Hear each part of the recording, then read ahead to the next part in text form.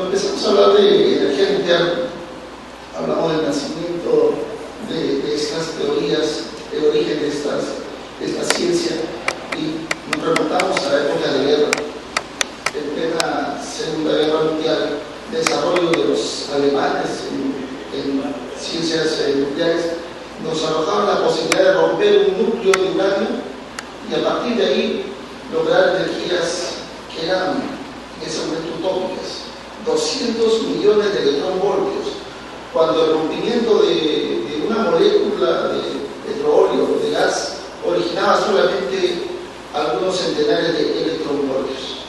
Entonces fascinaba mucho la densidad energética que se podía originar a partir de las ciencias nucleares, pero también muchos miedos y temores.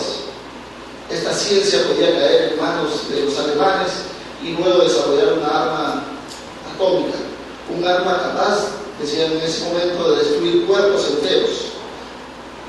Es así que Albert Einstein dirige más de 3 cartas al presidente Roosevelt de Estados Unidos, y ninguna de estas cartas llegó.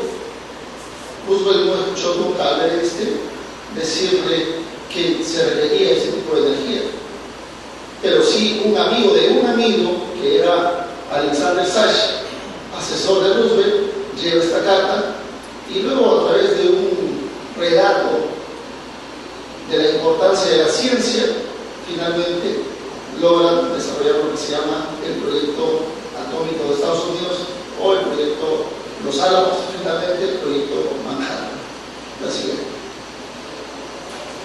Pero esa maravillosa ciencia de energía nuclear nos arroja, como les digo, algo muy interesante, que era la densidad energética. Y esa densidad energética nos refería, por ejemplo, con unos valores. Para carbón, 32, para gasolina, 46 megajoules por kilogramo, pero para un reactor de uranio natural, 440.000. Para un uranio enriquecido, ya 3.450.000. Miren ustedes la densidad energética. Una pastilla de uranio que tiene una medición de 8 milímetros por 1 centímetro, es una pastilla muy pequeñita, equivale en energía a 565 litros de petróleo. Y miren también la facilidad de poder transportar este tipo de fuente de energía de un lugar para otro. Mientras en algunos casos requeríamos vagones o grandes petroleros para llevar esta energía de un lugar a otro, aquí solamente bastaba un pequeño camión para llevar este uranio. Esta es la gran ventaja del tema de la energía nuclear, y quizás la principal. Luego podemos desglosar otras ventajas adicionales, pero esta es la fundamental, la siguiente. Pero también tiene desventajas. La ventaja que se ha hablado desde siempre, desde que se instaló, se construyó el primer reactor en el mundo, fueron los desechos radiactivos. Todo el mundo dice, ¿qué hacemos luego que se ha utilizado este uranio? Porque este uranio se rompe, produce fragmentos de fisión, y estos fragmentos de fisión es desecho, es basura, no lo queremos, es tóxico, es dañino, y además dura miles de años. ¿Qué hacemos con estos desechos? Y hasta ahora se ha hablado mucho sobre esto, pero no se ha encontrado solución. Siguen los temas en investigación. Pero fíjense ustedes, si hablamos de un elemento combustible, hasta hace 20 años se decía que todo el elemento combustible utilizado era desecho radiactivo. Sin embargo, más del 96% de este elemento combustible todavía no se había gastado. No existían en esa época plantas de reprocesamiento. Si nosotros reprocesamos este elemento combustible gastado, que antes le llamamos desechos, nos damos cuenta que podemos todavía utilizar el 96%, y solamente el 3% de este elemento sería desecho radiactivo. O sea, se reduce muchísimo más el término desecho radiactivo. Ya no es un elemento, sino un 3% de ese elemento.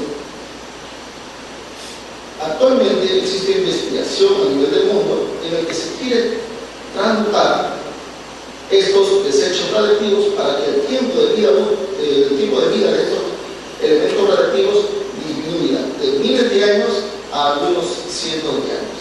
Pero ese tema sigue en investigación. La siguiente. Otro de los grandes problemas de la energía nuclear son los accidentes. Ya estuvimos escuchando una exposición sobre este tema. Pero si lo hablamos no como miedo ni pánico, sino como valores técnicos, vamos a ver que la industria de la energía, el último lugar en mortalidad o en fatalidades, es lo que tiene la energía nuclear. Basta referirnos a los últimos 10 años, incluyendo Chernobyl, a los últimos 25 años, incluyendo Chernobyl. Vamos a ver que en el accidente de Chernobyl tuvimos 31 muertos directos entre bomberos y policías que ingresaron a la planta de Chernobyl.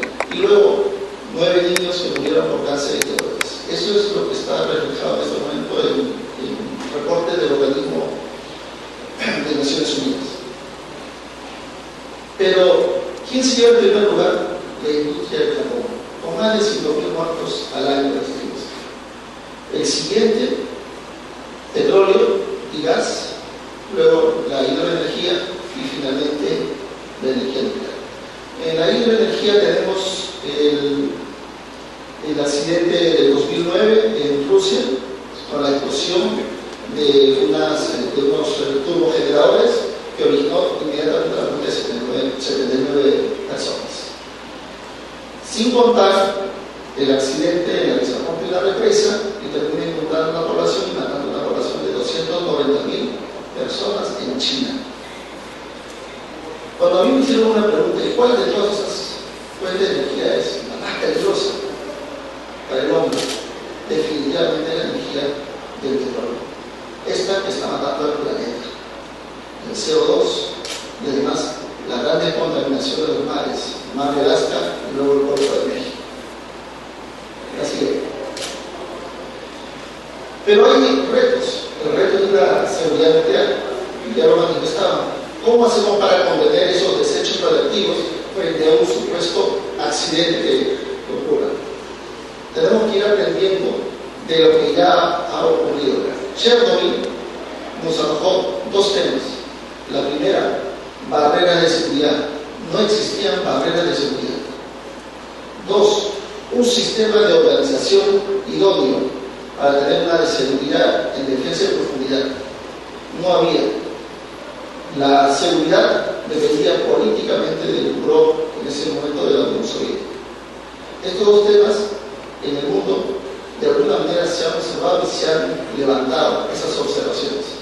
Aquí en nuestro país hemos firmado una convención de seguridad nuclear aquí en el Congreso de la República, y en esa convención se habla de que todas las instalaciones nucleares deben tener un órgano regulador independiente, autónomo, lo dice la convención.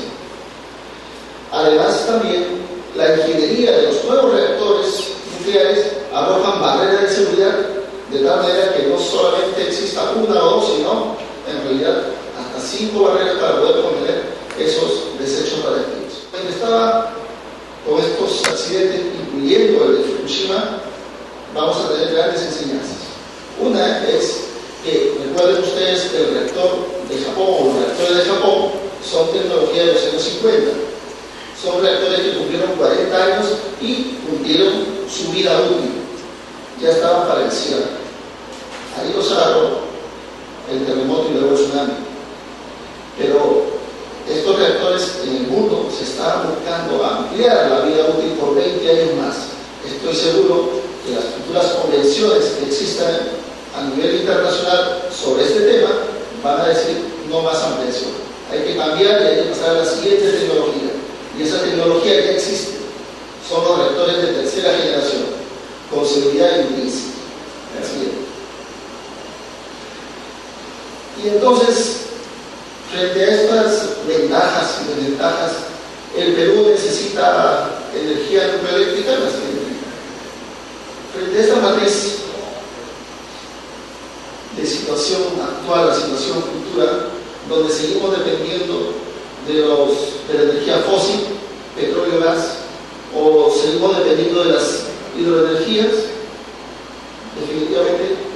el hecho de que no haya una diversificación adicional hace que esta matriz de nuestro país sea insegura. Así es. Pero esto no lo dice Rolando Pauper, lo dicen diferentes expertos que han ido trabajando alrededor de los últimos 10 años. Nuestra matriz es insegura y tiene que ser ampliada a nuevas fuentes de energía, a energías alternativas, eólica, solar, y por qué no la nuclear. Es así que, por ejemplo, en el Plan Perú 2021 ya se considera la energía nuclear como una posibilidad de desarrollo para nuestra matriz energética. La siguiente. Además, en este gobierno, en el Decreto Supremo 064 del 2010, también considera la energía nuclear. Ahí han trabajado expertos del Ministerio con diferentes instituciones y también dicen lo mismo. Se requiere energía nuclear para la matriz. Creo que ya teníamos nosotros un plan nuclear en el Perú que consideraba tener una central nucleoeléctrica. Estamos hablando del año 86 y esto fue elaborado en el Instituto Peruano de Energía Nuclear. Sin embargo, en el tiempo esto se ha dejado y el Instituto Peruano de Energía Nuclear ha trabajado más en el uso de las radiaciones que en el tema de un plan nuclear nucleoeléctrico. Así es. Porque además tenemos leyes que impiden el desarrollo de la energía nucleoeléctrica en el país. Ese es el decreto ley 25844, que dice en su artículo 5, quinto, la generación de energía eléctrica de origen nuclear se normará por ley expresa. No existe ley expresa, por lo tanto nadie puede construir una central nucleoeléctrica en el país. La siguiente. Y finalmente terminamos con una declaración de nuestro presidente García en el sentido de no desarrollar energía nuclear en el país por los próximos 100 años, junto con Evo Morales y junto con el presidente Chávez de Venezuela. Entre los tres piensan que no se debe desarrollar energía nuclear en la región. Pero el Perú está preparado para tener una central nucleoeléctrica. Si nosotros nos basamos en los organismos internacionales, en normas internacionales y en experiencias de los países que ya han desarrollado energía nucleoeléctrica, nos vamos a dar cuenta que hay pasos que seguir, pautas que seguir, recomendaciones que seguir. Es así que el Organismo Internacional de Energía Atómica nos habla de 19 pasos a seguir para tener una central nucleoeléctrica. Y aquí nos damos cuenta que no podemos dar el primer paso, porque no tenemos un marco legislativo. Y otro paso más, no tenemos un marco regulatorio completo. Estos son los dos temas que están pendientes y que no podemos avanzar más allá en el tema nucleoeléctrico si no lo levantamos. Es así que aquí en el Congreso de la República, la congresista Susana Vilca, impulsado proyectos de leyes. Uno de ellos es el ley que declara de interés nacional la promoción y el desarrollo de la energía nuclear para generación eléctrica y en ciencia y tecnología. Pero hay otro más, que es el proyecto de ley de tener aquí una autoridad reguladora autónoma. Estos son los pasos concretos a seguir, considero yo, el tener una autoridad regulatoria independiente, autónoma, que nos permita dar el siguiente paso para tener una central nuclear en forma segura. Muchas gracias.